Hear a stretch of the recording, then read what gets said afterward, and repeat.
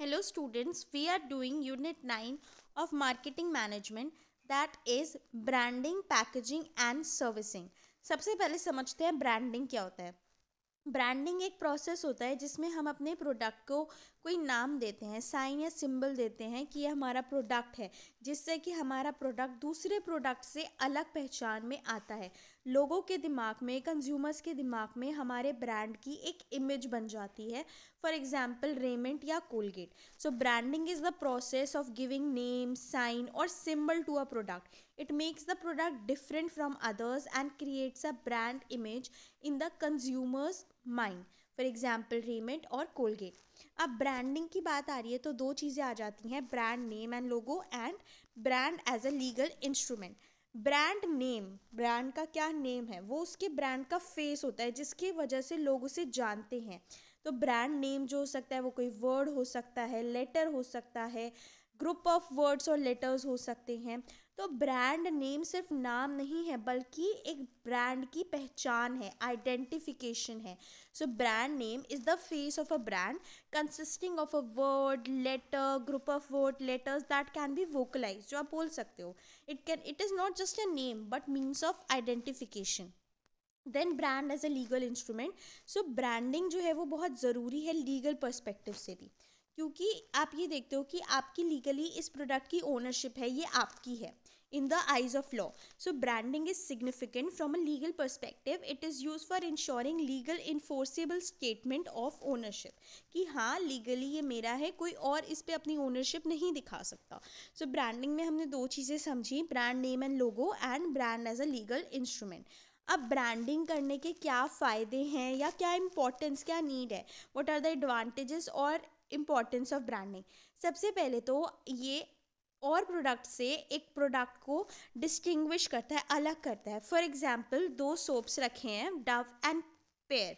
तो डव और पेयर के बीच में हम डिफरेंस क्यों कर पा रहे हैं, बिकॉज ऑफ देयर ब्रांडिंग, उनके नाम की वजह से, उनकी पैकेजिंग की वजह से। सो ब्रांडिंग हेल्प करता है हमें डिस्टिंग्विश करने में from product to other products.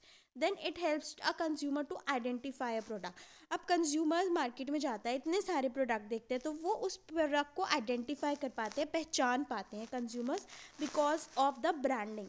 It helps to create a brand image in the mind of consumers. Consumers के दिमाग में एक ब्रांड इमेज बन जाती है। देन कुछ ब्रांड्स जो होते हैं वो स्टेटस सिंबल बन जाते हैं उनकी क्वालिटी को लेके, जैसे कि for example iPhone. IPhone have become a status symbol because of the quality. अच्छी फोटोज आती हैं, ऑडियो क्वालिटी अच्छी है, so some brands become status symbol because of their quality. Then it is easy to introduce new product under a known brand. कोई भी अगर आपको नया प्रोडक्ट लाइन इंट्रोड्यूस करना है तो नोन ब्रांड के अंदर आप कर सकते हो। फॉर एग्जाम्पल अगर मुझे कोई ब्रांड लॉन्च करना है तो Nestle is a famous brand, तो उसके अंदर मैगी भी आती है और भी कितने सारे प्रोडक्ट आते हैं। तो मुझे कुछ लॉन्च करना है तो बहुत आसान हो जाता है मेरे लिए नया लॉन्च करना, क्योंकि ऑलरेडी लोगों के दिमाग में इमेज बनी हुई है that Nestle is a good brand and इसके अंदर जो प्रोडक्ट्स आएंगे वो भी अच्छे ही होंगे। तो ये एडवांटेजेस या इंपॉर्टेंस है ब्रांडिंग की, that it helps to distinguish the product from other products. It helps a consumer to identify the product. It helps to create a brand image in the mind of consumers. Then some brands become status symbol because of their quality. It is easy to introduce new product under a known brand. अब एक अच्छे brand की क्या characteristics होती है जिसे हम बता सकते हैं कि ये ब्रांड अच्छा है। सबसे पहले तो जो अच्छा ब्रांड होता है उनका ब्रांड नेम शॉर्ट और सिंपल हो सकता है, क्योंकि अगर आपका ब्रांड का नेम बहुत बड़ा होगा या कॉम्प्लिकेटेड होगा तो प्रोडक्ट्स का जो लोग खरीदने आएंगे उनको बड़ी मुश्किल होगी बताने में, एंड वो चीज़ कंफ्यूजिंग भी होगी। तो इसीलिए ब्रांड का नाम शॉर्ट और सिंपल होना चाहिए। देन एक अच्छा ब्रांड वो होता है जिसकी क्वालिटी अच्छी हो। It should suggest the product quality. आपके ब्रांड से आपके प्रोडक्ट की क्वालिटी पता चले। आपका ब्रांड नेम डिफरेंट और यूनिक होना चाहिए and it should be easy to use in packaging and labelling. बहुत लंबा चौड़ा या बहुत अजीब सा नाम होगा तो पैकेजिंग में बड़ी दिक्कत होगी, लेबलिंग में। तो ऐसा होना चाहिए कि पैकेजिंग और लेबलिंग में भी ईजी हो यूज़ करना, and it should be capable of being registered legally. ऐसा नाम हो कि जो लीगली भी आप उसको रजिस्टर करा सको, कुछ ऊट पटांग नाम नहीं होना चाहिए जो आप लीगली लिखवा नहीं सकते। सो ये कैरेक्टरिस्टिक्स होते हैं एक अच्छे ब्रांड के। A brand name should be short and simple. It should suggest the product quality. It should be different and unique. It should be easy to use in packaging and labeling. It should be capable of being registered legally. Now, difference between individual branding and umbrella branding. इन दोनों के बीच में क्या difference है? Individual branding के अंदर एक product को अलग नाम दिया जाता है. In this type of branding each product, हर एक प्रोडक्ट को एक अलग नाम दिया जाता है. और अम्ब्रेला ब्रांडिंग में क्या होता है, इसके अंदर सारे प्रोडक्ट्स एक सेम ब्रांड के अंदर ही आ जाते हैं, अलग अलग नाम नहीं देना होता. इंडिविजुअल ब्रांडिंग एक्सपेंसिव होती है क्योंकि हर एक प्रोडक्ट को नाम देना हो रहा है. अम्ब्रेला ब्रांडिंग चीपर होती है क्योंकि आपने कोई नया प्रोडक्ट अपने सेम ब्रांड के अंदर लॉन्च कर दिया. इंडिविजुअल ब्रांडिंग में अगर एक प्रोडक्ट फेल हो रहा है तो सिर्फ प्रोडक्ट की डैमेज हो रही है. लेकिन अगर अम्ब्रेला ब्रांडिंग के अंदर प्रोडक्ट फेल हो रहा है तो पूरे ब्रांड की बेइज्जती हो रही है, पूरे ब्रांड की इमेज खराब हो रही है, क्योंकि वहाँ तो इंडिविजुअल ब्रांडिंग हो रही है. एक प्रोडक्ट खराब हुआ तो उस प्रोडक्ट को लोग नहीं खरीदेंगे. लेकिन अम्ब्रेला ब्रांडिंग में अगर प्रोडक्ट खराब हुआ तो पूरे ब्रांड को ही नहीं खरीदेंगे लोग. इंडिविजुअल ब्रांडिंग सूटेबल होती है लार्ज स्केल एंटरप्राइज जिनके पास बहुत पैसा होता है, बहुत सारे प्रोडक्ट्स बनाते हैं, तो वो अलग अलग नाम, अलग अलग ब्रांडिंग दे सकते हैं अपने प्रोडक्ट्स को. सो देन अम्ब्रेला ब्रांडिंग में क्या होता है, ये ब्रांडिंग सूटेबल है FMGC कंपनीज के लिए जो fast moving goods and services provide करते हैं, उनके लिए सही है. जो एक सिंगल प्राइस मतलब single line of product produce करते हैं उनके लिए अम्ब्रेला ब्रांडिंग सही है. सो हम रीड कर लेते हैं. Individual branding. In this type of branding, each product is given a different name. It is very expensive as each product is branded. If a product fail, it only damages to itself. Individual branding is suitable for large scale enterprise which produce a number of products, whereas under umbrella branding, in this type of branding, all the products get the same brand name. It is cheaper to launch a new product under the same brand name. If a product fails, it damages the entire line of products. This type of branding is suitable for FMGC companies which manufacture a single line of product. Then individual branding में क्या हमने observe किया गया है कि अगर एक product बहुत फेमस हो जाता है तो उससे उसकी इमेज बढ़िया होती है. It also popularises the image of the company. और अम्ब्रेला ब्रांडिंग में ये ज़रूरी नहीं है कि अगर एक फैमिली ब्रांड फेमस है तो उसके सारे प्रोडक्ट्स भी पॉपुलर हो जाएंगे. सो इंडिविजुअल ब्रांड में क्या होता है, it is observe that if a product becomes popular, it is also popularizes the image of the company, whereas under umbrella branding it is not necessary. If a family brand is popular, its all product will also become popular. तो ये हमने branding समझा, इसमें हमने branding क्या होता है concept समझा, एडवांटेजेस कैरेक्टरिस्टिक्स क्या होते हैं एक अच्छे ब्रांड के, और इंडिविजुअल ब्रांडिंग और अम्ब्रेला ब्रांडिंग में क्या डिफरेंस होता है. Now what is packaging. Packaging क्या होता है, पैकेजिंग एक प्रोसेस होता है जिसमें हम कंटेनर या रैपर डिसाइड करते हैं एक अपने प्रोडक्ट का. हमारा प्रोडक्ट है, उसके बाहर की जो रैपिंग होती है या कंटेनर होता है वो कैसा होना चाहिए, उसके डिज़ाइन को करने के प्रोसेस को हम पैकेजिंग कहते हैं. जो प्रोडक्ट जो होता है उसको उसकी पैकेजिंग अट्रैक्टिव बनाती है और प्रोटेक्ट भी करती है डैमेजेस से. कुछ मार्केटर्स जो होते हैं वो पैकेजिंग को 5th P भी बोलते हैं मार्केटिंग का. पैकेजिंग बहुत ज़रूरी है कि जो हमारा प्रोडक्ट है वो कंज्यूमर्स तक सही कंडीशन में डिलीवर हो. So packaging is a process of designing the container or wrapper of the product. It makes the product attractive and protects the product from damages. Some marketers even call packaging 5th P. Packaging is necessary to deliver the product to the consumer in sound condition. Packaging के अंदर क्या क्या चीज़ें होनी चाहिए. सबसे पहले तो प्रोडक्ट का डिस्क्रिप्शन, जो बाहर का रैपर या कंटेनर है उसमें बताना चाहिए प्रोडक्ट के बारे में. So the pack must convey to the potential customer not just about what the product it but what does it does in terms of it benefits. तो प्रोडक्ट में सिर्फ यही मतलब जो पैकेजिंग है उसमें यही नहीं बताया जाना चाहिए कंज्यूमर्स को कि प्रोडक्ट है क्या, बल्कि इससे क्या होता है, इसके क्या फ़ायदे हैं, ये सब भी लिखा होना चाहिए ताकि पोटेंशियल बायर्स जो हैं उसे पढ़ें और समझें. So the potential buyer is expected to read these messages in a few seconds and probably at a distance of 3 feet और मोर. अब इस चीज़ का भी ध्यान रखना है कि आप जो अपने प्रोडक्ट की पैकेजिंग कर रहे हो, डिस्क्रिप्शन दे रहे हो, वो आप शॉर्ट एंड क्रिप्स रखो जिससे कि कुछ सेकंड्स के अंदर ही लोग पढ़ लें और थोड़ा बड़े फॉन्ट में लिखो जिससे 3 फीट की दूरी में भी पढ़ सकें। तो ये पहली चीज़ हो गई product description. Then product image, जो पैकेजिंग होनी चाहिए वो मैच करनी चाहिए to the required image so that the boxes for expensive jewels look expensive themselves, so that one almost hates the waste of throwing the packaging away. तो आपकी जो packaging होनी चाहिए ना वो भी आपके प्रोडक्ट के हिसाब से होनी चाहिए। आप एक एक्सपेंसिव ज्वेलरी दे रहे हो तो उसका बॉक्स भी अच्छा होना चाहिए जिससे कि इंसान जब फेंकने का सोचे तो वो फेंके ना उसे। तो आपके प्रोडक्ट की इमेज के साथ साथ उसकी पैकेजिंग भी उस हिसाब से होनी चाहिए। देन प्रोडक्ट वैल्यू, जो पैक होता है वो डिज़ाइन किया जाता है to make it contents look more than they really are. कभी जो पैक होता है वो इतना सुंदर बनाया जाता है कि जो सामान इतना अच्छा होता भी नहीं है वो भी अच्छा लगता है। सो the pack is often design to make its contents look more than what they really are. So apparently artistic design should show the value of the content also. तो जो आर्टिस्टिक डिज़ाइन होनी चाहिए उन्हें जो भी कंटेंट है जो भी सामान है उसकी वैल्यू बतानी चाहिए।